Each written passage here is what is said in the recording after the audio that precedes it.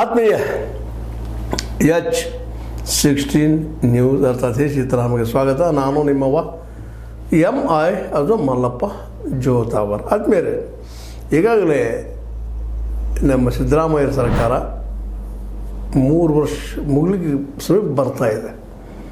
2 ವರ್ಷ ಸಮೀಪದ ಮುಖ್ಯಮಂತ್ರಿ ಬದಲಾವಣೆ ಆಗ್ಬೋದಾ ಅನ್ನೋ ಚರ್ಚೆ ನಡೆದ ಸಮಯದಲ್ಲೇನ ಇನ್ನೊಂದು ಘಟನೆ, ಈ ಸಿದ್ದರಾಮಯ್ಯ ಮುಖ್ಯಮಂತ್ರಿಯಾಗಿ ಆಯ್ಕೆ ಆಗೋದಕ್ಕೆ ಹಿಂದಿನ BJP ಸರ್ಕಾರದಿಂದ ಕರಪ್ಟ್ ಸರ್ಕಾರ 40% ಇದು ಪ್ರತಿಯೊಂದು ಡಿಪಾರ್ಟ್ಮೆಂಟ್ ಅಂತ ತೆಗೆದುಕೊಳ್ತಾ ಇದೆ ಪರ್ಸೆಂಟೇಜ್. ಅದರಲ್ಲೂ ಕಾಮಗಾರಿಗಳ ಸಲುವಾಗಿ, ಅದರಲ್ಲೂ ಮುಖ್ಯವಾಗಿ BBMP, BDA, ಲೋಕೋಪಯೋಗಿ, ಗ್ರಾಮೀಣಾಭಿವೃದ್ಧಿ ಮತ್ತು ಪಂಚಾಯತ್ ರಾಜ್ ಹಾಗೂ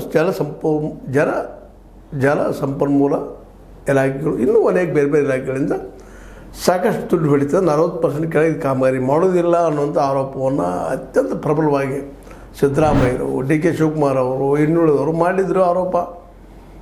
ಆದರೆ ಇವತ್ತಿನವರೆಗೂ ಅದನ್ನು ಸಿದ್ಧ ಮಾಡಲಿಕ್ಕೆ ಆಗ್ತಾಯಿಲ್ಲ. ಏನೋ ನಮ್ಮ ನಿವೃತ್ತ ನ್ಯಾಯಮೂರ್ತಿ ಆದಂಥ HN ನಾಗಮೋಹನ್ ದಾಸರ ಒಂದು ನೇತೃತ್ವದಲ್ಲೇ ಈ 40% ವ್ಯವಹಾರದ ಅವ್ಯವಹಾರ ಏನಾಗ್ಯಾವ ಅದನ್ನು ತೆಗಿಬೇಕು, ತನಿಖೆ ಮಾಡ್ಬೇಕಂತ ಕೊಟ್ಟಿದ್ದರು. ಇವತ್ತು ವರದಿ ತಯಾರಾಗಿದೆ. ವರದಿ ತಯಾರಾಗಿ ಸರ್ಕಾರ ಮುಂದೆ ಬಂದದ. ಸರ್ಕಾರ ಮುಂದೆ ಬಂದಾಗ ಅದು ಏನದ ವರದಿ ಒಳಗೆ ಅನ್ನೋದು ಇನ್ನೂ ಗೊತ್ತಾಗಿಲ್ಲ. ಬಟ್ ಅದನ್ನು ಮತ್ತೆ ಎನ್ಕ್ವೈರಿಗೆ ಮತ್ತೆ ಹಾಕ್ತಾ ಇದ್ದಾರೆ. ಯಾಕಂದ್ರೆ ಏನಿಲ್ವಾ, ಶೆಗಲಿಲ್ವಾ? ಯಾಕಂದರೆ ಈ ಭ್ರಷ್ಟ ವ್ಯವಸ್ಥೆ ಒಳಗೆ ಭ್ರಷ್ಟಾಚಾರಗಳು ಭಾಳ ಬುದ್ಧಿವಂತರಿರ್ತಾರೆ. ಎಷ್ಟು ಬುದ್ಧಿವಂತರಿರ್ತಾರಪ್ಪ ಅಂದ್ರೆ ಅವರು ಹುಡುಕಿದ್ರು ಎಲ್ಲಿ ಕಳೆದಿರ್ತಾರೆ ಗೊತ್ತಿರ್ತದೆ, ಅವರು ಹುಡುಕಿದ್ರು ಅವ್ರಿಗೆ ಸಿಗೋದಿಲ್ಲ. ಅದು ಅಷ್ಟರ ಮಟ್ಟಿಗೆ ಚಾಣಾಕ್ಷಿರ್ತಾರೆ ಅವರು. ಸರ್ಕಾರ ಇದು ಏನಾದರೂ ಚಾಪಿ ಬೆಡ್ಡಾಗ ಹೋದ್ರೆ ಅವ್ರು ರಂಗೋಲಿ ಬೆಡ್ಡಾಗ ಹೋಗ್ತಾ ಇರ್ತಾರೆ. ಹುಡುಗರು ಬರೋಕ್ಕಷ್ಟೇ ನಿಶ್ಚಿತ ಲಂಚಗಳಿತನ ಆಗಿದ್ದು ಗ್ಯಾರಂಟಿ. 40% ಆಗಿತ್ತು, 50% ಆಗಿತ್ತು, 30% ಆಗಿತ್ತು, ಅದು ಬೇರೆ ವಿಷಯ. ಅದು ನಡೆದಿಂದ ಸುಳ್ಳೇನಲ್ಲ. ಅದು ಲಂಚ್ ಇಲ್ಲದ ಮಂದಿರ ಕಟ್ಟಿಸಿದ್ರೆ ಆಡೋದಿಲ್ಲ, ಅಲ್ಲ ಆಡೋದಿಲ್ಲ, ಇದು ನಿಶ್ಚಿತನ. ಆದರೆ ಅದು ಹಿಡಿಲಿಕ್ಕೆ ಆಗ್ತಾಯಿಲ್ಲ. ಒಂದು ರೀತಿ ಏನಾಗ್ಯದಪ್ಪ ಅಂದರೆ ಇವತ್ತು ಲಂಚಾವತ ನಮ್ಮಲ್ಲ ಬಿಸಿಲಿದ್ದಂಗೆ, ಬಿಸಿಲು ಕಾಣ್ತದೆ, ಗಾಳಿ ನಮಗೆ ಅನುಭವಕ್ಕೆ ಬರ್ತದೆ, ಬಟ್ ಹಿಡಿಯೋಕೆ ಹೋದ್ರೆ ಸಿಗೋದಿಲ್ಲ, ಎದ್ರಾಗ ಕ್ಯಾಚ್ ಆಗೋದಿಲ್ಲ. ಹೀಗಾಗಿ ಈಗೇನೋ ಮತ್ತೆ ಅದು ಮಾಡಿದ್ರೆ ನಮ್ಮ HN ನಾಗಮೋಹನ್ ದಾಸರು ಒಳ್ಳೆಯ ನ್ಯಾಯಾಧೀಶರು, ಹುಡುಗರು ಸಾಕಷ್ಟು ಪ್ರಯತ್ನ ಮಾಡಿದ್ದಾರೆ. ಅವರು ಈಗ ರೆಡಿ ಮಾಡಿದ್ರೆ ನಮ್ಮ ವರದಿ ತೊಳಪ ಇದು ಮಾಡ್ರಿ ಅಂತೇಳಿ ಅದು ಈಗ ಅನುಷ್ಠಾನಗೊಳಿಸ್ಬೇಕಾಗಿತ್ತು. ಯಾಕಂದ್ರೆ ಏನು ಸಿಕ್ಕಿಲ್ಲೇನೋ, ಅಥವಾ ಅವು ಸಿಕ್ಕರು ಸಹಿತ ಹೌದು ನಾಳೆ ಏನೋ ನಾವು ಕೋರ್ಟಲ್ಲಿ ಇಟ್ಟು ಸ್ಟ್ಯಾಂಡ್ ಆಗಲಿಕ್ಕಿಲ್ಲೇನೋ ಅನ್ನೋಂಥ ವಿಷಯಗಳು, ಅಥವಾ ಅವು ವ್ಯತಿರೇಕ ಆಗ್ಬೋದೇನೋ, ಏನು ಗೊತ್ತಿಲ್ಲ. ಅದು ಸಿದ್ದರಾಮಯ್ಯವ್ರಿಗೆ ಗೊತ್ತು. ಆದರೆ ಅವರು ಇದಂತ ಏನು ಮಾಡಿದಾರಪ್ಪ ಅಂದ್ರೆ ನಮ್ಮ ಸರ್ಕಾರ ನಿವೃತ್ತ IAS ಅಧಿಕಾರಿ ಸುಧೀರ್ ಕೃಷ್ಣ ಅವರ ಅಧ್ಯಕ್ಷತೆಯಲ್ಲಿ ಮತ್ತೊಮ್ಮೆ ಅದರಲ್ಲಿ ತನಿಖೆ ಮಾಡಿರಿ. ಈಗೇನು ವರದಿ ಕೊಟ್ಟಾರ ಅದರ ಅಭ್ಯಾಸ ಮಾಡಿರಿ, ಸರಿ ಆಯಿತು ತಪ್ಪಾಯಿತು. ಯಾಕೆಂದರೆ ಅದ್ರ ಹೊರಗೆ ಬಿಟ್ಟಾಗ ಅದು ಸತ್ಯನ ಆಗಬೇಕು ಅನ್ನೋದು ಒಂದು ಹಂಬಲಿರೋ ಬಗ್ಗೆ ಅಂತಲ್ಲ, ಯಾರಿಗಾದ್ರೂ ಅಷ್ಟೇ ರೀ. ನಮ್ಮ ಬಾನ ನಮ್ಮ ಬತ್ತಳಿಗೆ ಇರುವಾಗ ನಮ್ಮದು ಬಾನ ಬಿಟ್ಟಿರೋ ನಮ್ಮದಲ್ಲ. ಹಾಗೆ ಇದು ಸಾರ್ವಜನಿಕ ರಂಗದಲ್ಲಿ 40% ಇವರು ಆರೋಪ ಮಾಡಿದ್ದಾರೆ. ಅದು ಪ್ರೂವ್ ಆಗಬೇಕಾದ್ರು. ಆಗಲಿಲ್ಲ ಅಂದ್ರೆ ಈಗಿನ ಗೌರ್ಮೆಂಟಿಗೆ ಪೆಟ್ಟು ಬಿಡೋದ್ರಲ್ಲಿ 2 ಮಾತ್ರ ಇಲ್ಲ. ಹೀಗಾಗಿ ಅದ್ರ ಹೊರಗೆ ತೆಗಿಬೇಕು ಬಿಡಬೇಕು ಅನ್ನೋಂಥ ಗಾಬರಿ ಸಿದ್ದರಾಮಯ್ಯವ್ರ ಸರ್ಕಾರಕ್ಕೆ. ನಾವು ಆರೋಪ ಸುಮ್ಮನೆ ಮಾಡಿದ್ವಿ ಏನೋ ಅನ್ನೋಂಥ ಭಯ ಇರ್ಬೋದು ಎಲ್ಲೋ ಮೂಲೆಯಲ್ಲ. ಆದರೆ ಅವರು ಅದನ್ನು ಒಪ್ಪುವುದಿಲ್ಲ. ಮತ್ತು ಬೇರೆ ಹಾಗಂತೇಳಿ ನಮ್ಮ BJPಗರು ಭಾಳ ಒತ್ತಡ ಮಾಡ್ತಾ ಇಲ್ಲ. ಅದನ್ನು ನೀವು ತೊಗೊಂಡು ಬರ್ರಿ ಹೊರಗೆ ಹಾಗೆ ಹೀಗೆ ಅಂತೇಳಿ. ಯಾಕಂದ್ರೆ ಅವ್ರಿಗೂ ಗೊತ್ತದ ಅವ್ಯವಹಾರ ಆಗಿದೆ ನಮ್ಮೊಳಗೆ, ಇವತ್ತು ನಡೆದ ಮುಂದೆ ನಡೀತಾ ಇರ್ತದೆ. ಆದರೆ ಸುಲಭವಾಗಿ ಹೋಗೋದಿಲ್ಲ. ಇಡೀ ವ್ಯವಸ್ಥೆ ಬದಲಾಗಬೇಕು ಅನ್ನೋದು ಎಲ್ಲರಿಗೂ ಗೊತ್ತಿದ್ದ ವಿಷಯ, ಓಪನ್ ಸೆಕ್ರೆಟರೀಸ್. ಆದರೆ ಅವ್ರು ಸಿಗೋದಿಲ್ಲ. ಸಿಕ್ಕರು ಸಹಿತ ಅವ್ರು ಹೆಂಗೆ ತಪ್ಪಿಸೋದು, ಏನು ಮಾಡೋದು ಲೆಕ್ಕಾಚಾರ ಆಗ್ತಾ ಇರ್ತಾರೆ. ಕೆಲವು ಡಾಕ್ಯುಮೆಂಟ್ಸ್ ಎಲ್ಲೋ ಕಳೀತಾರೆ, ಏನೇನೋ ಮಾಡ್ತಿರ್ತಾರೆ. ಹಿಂದಿನಲ್ಲಿ ನೋಡಿದ್ವಿ ನಾವು. ಇಲ್ಲಿವರೆಗೆ ಆದಂಥ ಒಂದು ಅಪರೂಪದ ಘಟನೆಗಳಲ್ಲಿ ಏನೋ ಒಮ್ಮೆ ಲಾಲು ಪ್ರಸಾದ್ ಯಾದವ್ ಅವರಿಗೆ ಇನ್ನೊಬ್ಬರಿಗೆ ಏನೋ ಆಗಿರ್ಬೋದು.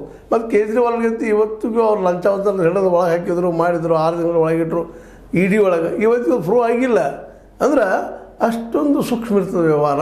ಮತ್ತು ಅದರಲ್ಲೂ ಅವರ ನಡುವೆ ಒಂದು ಅಡ್ಜಸ್ಟ್ಮೆಂಟ್ ಅಂತಾರಲ್ಲ ನಮ್ಮ ಯತ್ನಾಳರು, ಹಂಗೆ ನಮ್ಮದು ಚುಪ್ ನಿಮ್ಮದು ಚುಪ್, ನಾವು ಬಂದಾಗ ನಿಮ್ಗೆ ಚುಪ್ ಮಾಡ್ತೀವಿ, ನೀವು ಬಂದಾಗ ನಮ್ಮ ಚುಪ್ ಮಾಡ್ರಿ ಅನ್ನುವಂಥ ಮಾತು ಇರ್ಬೋದು. ನಾವು ಇಲ್ಲಂತಲ್ಲ, ಯಾಕಂದ್ರೆ ಅದು ನಡೆದದು ಅನುಸ್ಪಷ್ಟ. ಸ್ವತಂತ್ರವಾದ ಮೀಡಿಯಾಗೆ ಬೇಕಾಗಿರುವುದು ಸ್ವತಂತ್ರ ಧ್ವನಿ. ಆ ಸ್ವತಂತ್ರ ಧ್ವನಿ ಉಳಿಸಲು ನೀವು ಮಾಡಬೇಕಾದದ್ದು ಇಷ್ಟೇ. ಅದೇನಪ್ಪಾ ಅಂತಂತಂದ್ರೆ ನಿಮ್ಮ ಕೈಲಾದಷ್ಟು ಸಹಾಯ ಈ ಚಾನಲ್ಗೆ ಮಾಡಿ ಹಾಗೂ ನಿಮ್ಮ ಧ್ವನಿಯನ್ನು ಕಾಪಾಡಿಕೊಳ್ಳಿ. ಹೋಯ್ತಲ್ಲ ಅದು ಸೋಲಿತಲ್ಲೇ ಒಂದು ಮಾತು ಹಿಡಿಯೋಕ್ಕಾಗ್ತಾ ಇಲ್ಲ. ಆ ದಿಶೆಯಲ್ಲೇ ಮತ್ತೊಮ್ಮೆ ನಮ್ಮ HN ನಾಗಮೋಹನ್ ದಾಸ್ ನ್ಯಾಯಮೂರ್ತಿಗಳು ಕೊಟ್ಟಿದ್ದಾರೆ ವರದಿಯನ್ನು. ಇನ್ನು ಮತ್ತೆ ತನಿಖೆ ಮಾಡಿರಿ, ಮತ್ತೊಮ್ಮೆ ತನಿಖೆ ಮಾಡಿರಿ, ನೋಡಿರಿ ಅಲ್ಲಿ ಚರ್ಚೆ ಮಾಡಿರಿ ಏನದು ಅಂತೇಳಿ ನಮ್ಮ ಸರ್ಕಾರ ಕೊಟ್ಟದ. ಅದರಲ್ಲೇ ವಿಶೇಷವಾಗಿ ಏನಪ್ಪ ಅಂತಂದ್ರೆ 5 ಸಮಿತಿ ಸದಸ್ಯರಿದ್ದಾರೆ. ನಿವೃತ್ತ ಮುಖ್ಯ ಇಂಜಿನಿಯರ್ಗಳಾದ ಶ್ರೀನಿವಾಸ್, KP ಶ್ರೀಕುಮಾರ್, ರಾಷ್ಟ್ರೀಯ ಹೆದ್ದಾರಿ ದಕ್ಷಿಣ ವಲಯ ಲೆಕ್ಕಾಧಿಕಾರಿ, ಮುಖ್ಯ ಇಂಜಿನಿಯರ್ ಲೋಕೇಶ್ V. ಕುಖ್ಯಾನ್, ಲೋಕೋಪಯೋಗಿ ಇಲಾಖೆಯ ಸರ್ಕಾರದ ಉಪ ಕಾರ್ಯದರ್ಶಿ, ಸಂಪರ್ಕ ಮತ್ತು ಕಟ್ಟಡ ಅಧೀಕ್ಷಕ ಇಂಜಿನಿಯರ್, ಸಂಪರ್ಕ ಮತ್ತು ಕಟ್ಟಡ ದಕ್ಷಿಣ. ಈ 5 ಸಮಿತಿಯ ಸದಸ್ಯರಾಗಿದ್ದಾರೆ. ಇವರು ಸಹಿತ ಅದು ಎನ್ಕ್ವೈರಿ ಮಾಡ್ಬೇಕಂತ. ಯಾಕಂದ್ರೆ ಈ ಡಿಪಾರ್ಟ್ಮೆಂಟ್ ನಡೆದಾವೆ ಎಲ್ಲ ವ್ಯವಹಾರಗಳು ಎಷ್ಟೆಷ್ಟು ಹೋತು ಎಷ್ಟು ಬಂತು ಕರೆಕ್ಟ್ ಲೆಕ್ಕ ಅವ್ರಿಗೆ ಇರ್ತದೆ ಅಂತೇಳಿ ಅವ್ರ ಕಡೆ ಹಚ್ತಾ ಇದ್ದಾರೆ. ಒಟ್ಟಿನಲ್ಲಿ ತನಿಖೆ ಮಾತ್ರ ನಡೆದದ. ಆದರೆ ಇದು ಇನ್ನು ಮುಂದಿನ 2.5 ವರ್ಷದೊಳಗೆ ಈ ತನಿಖೆ ಹೊರಗೆ ಬರ್ತದನ, ರಿಪೋರ್ಟ್ ಹೊರಗೆ ಬರ್ತದನ, ಇಲ್ಲ ಇಲೆಕ್ಷನ್ ಸಂದರ್ಭದಲ್ಲಿ ಇದನ್ನು ಹಾಕೋ ಸಲುವಾಗಿ ಇಟ್ಕೊಂಡು ಕೂತಿದ್ದಾರೆ. ಇದನ್ನು ನಾವು ವಿಚಾರ ಮಾಡಬೇಕಾಗಿದೆ.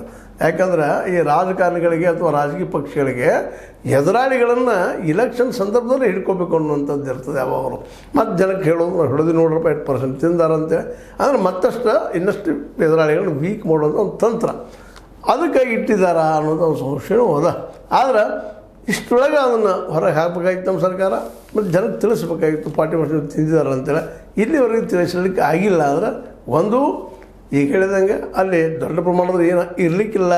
ಆ 40% ಏನು ಹೇಳಿದ್ರು ಅವರು ಆರೋಪ ಮಾಡಿದರು, ಆ ಪ್ರಮಾಣದ ಇರಲಿಕ್ಕಿಲ್ಲ, ಕಡಿಮೆ ಇರಬೇಕು. ಒಂದು ಇಲ್ಲಪ್ಪ ಅಂದರೆ ಇಲೆಕ್ಷನ್ ಸಂದರ್ಭದಲ್ಲೇ ಹೊಡಿಬೇಕಿದೆ. ನಾನು ಗೆಲ್ಲುವ ತಂತ್ರನೂ ಇರ್ಬೋದು, ಏನಾದರೂ ಆಗಲಿ. ಒಟ್ಟು ಲಂಚ್ ಅಂತ ನಡೆದದ.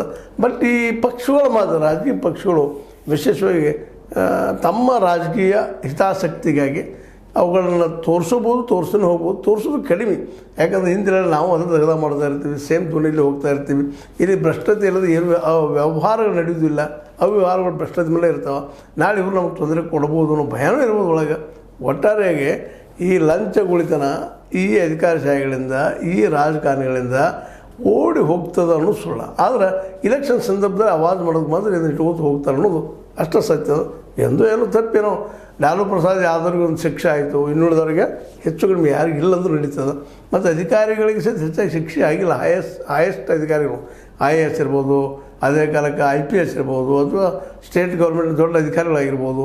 ಅಂಥವ್ರಿಗೂ ಸಹಿತ ಇವತ್ತು ನಾವು ಆರೋಪ ಮಾಡಿದ್ದನ್ನು ಪ್ರೂವ್ ಮಾಡೋದು ಅಷ್ಟು ಸುಲಭದ ಕೆಲಸ ಅಲ್ಲ. ಯಾಕಂದ್ರೆ ನಮ್ಮಲ್ಲಿ ಇರ್ಬೋದು ಇನ್ಫಾರ್ಮೇಷನ್ ಆ್ಯಕ್ಟ್ ಅದು ಎಲ್ಲನೂ ಅದ. ಆದರೆ ಅದು ಹೆಂಗೆ ಮುಂದೂಡಬೇಕು, ಏನು ಮಾಡಬೇಕು ಅನ್ನೋದು ಅವರು ಮಾಹಿರದಾರ, ಕಲಾಕಾರದಾರ ಈ ಎಲ್ಲ ಜನ. ಹೀಗಾಗಿ ಲಂಚಾವತಾರ ನಮ್ಮ ದೇಶನ ಬಿಟ್ಟು ಅಷ್ಟು ಸುಲಭವಾಗಿ ಹೊರಗೆ ಹೋಗಲಿಕ್ಕೆ ಸಾಧ್ಯ ಇಲ್ಲ ಏನೋ ಅನ್ನೋಂಥ ಮಾತು ಕೇಳಿ ಬರ್ತಾ ಇದ್ದಾವೆ. ಈಗ ನೋಡ್ರಲ್ಲ 2.5 ವರ್ಷ ಸಮೀಪ ಬಂದು ಇನ್ನೂ ಅದರ ಡೆವಲಪ್ಮೆಂಟ್ ಇಲ್ಲ. ಪಾಪ ಅವರು ನಮ್ಮ ನ್ಯಾಯಮೂರ್ತಿಗಳಂತ HN ನಾಗಮೋಹನ್ ದಾಸ್ ಅವರು ತಮಗೇನೇನು ಕಂಡದ ಸತ್ಯಗಳು ಹೊರ ಹಾಕಿದ್ದಾರೆ ಅದನ್ನು ತಿಳಿಸ್ಲಿಕ್ಕೆ ಹೋಗ್ತಾ ಇಲ್ಲ. ಜನರ ಮುಂದೆ ಚರ್ಚೆಗೆ ಸಹಿತ ಇಡ್ಲಿಕ್ಕೆ ಹೋಗ್ತಾ ಇಲ್ಲ.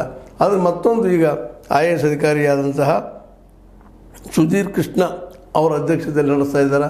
5 ಮಂದಿ ಅದಕ್ಕೆ ಸದಸ್ಯರನ್ನು ಮಾಡಿದ್ದಾರೆ. ಇದೇ ಹೇಳಿದ್ದು ನಿಮಗೆ.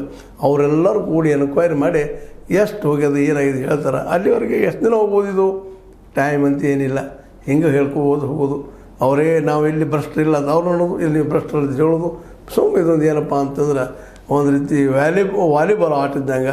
ಈ ಕಡೆ ಚೆಂಡು ಅವ್ರು ಬಿಡಿತಾರೆ, ಆ ಕಡೆ ಚೆಂಡು ಇವ್ರು ಬಿಡಿತಾರಿಲ್ಲ. ಫುಟ್ಬಾಲ್ ಅನ್ರಿ.